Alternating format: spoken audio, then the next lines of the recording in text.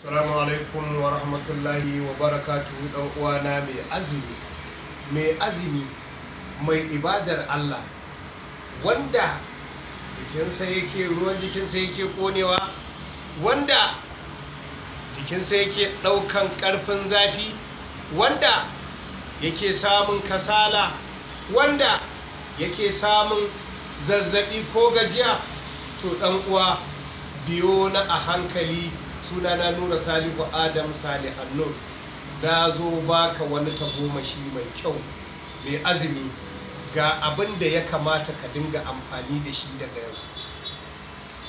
Mai azumi, ina haɗa ka da girman Allah, daure ka ga abin mamaki da shan wannan garin, ko in ce ɗan itaciyar kuka wanda ake kiransa da turanci baobab seed fodder.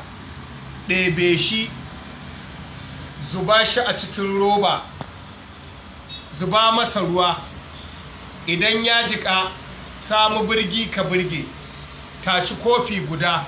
In ka taci kofi guda, samu garin gero musamman wanda aka soya, ɗebi cokali biyu ka zuba a cikin wannan kofin ka juya.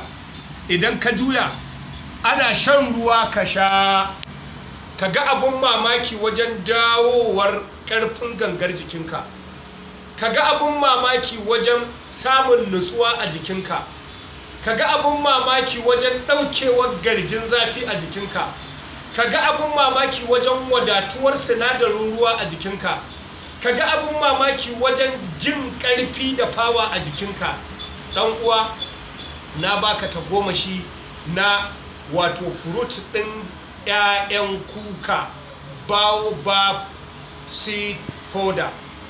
Wannan fruit ɗin idan aka jiƙa shi aka zuba ruwa kai da yaranka, to duk zafin da ake ciki, akwai ruwa da ake kiransa cerebrospinal fluid, wato ruwan ƙwaƙwalwa da ruwan lakar gadon baya.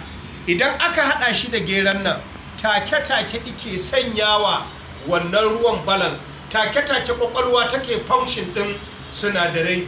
Yi ƙoƙari ka ƙara wa jikinka vitamin C, yi ƙoƙari ka ƙara wa jikinka calcium, yi ƙoƙari kai wa kanka da kanka ƙarin ruwa immediately. Kuma in kana da kitse a wannan lokacin da ka sa, magani ne. In kana da ciwon daji a wannan lokacin da ka sha, magani ne. In kana da diabetes a wannan lokacin da ka sha, magani ne da yardar Allah. In kana da ciwon kashi a wannan lokacin da ka sha, magani ne.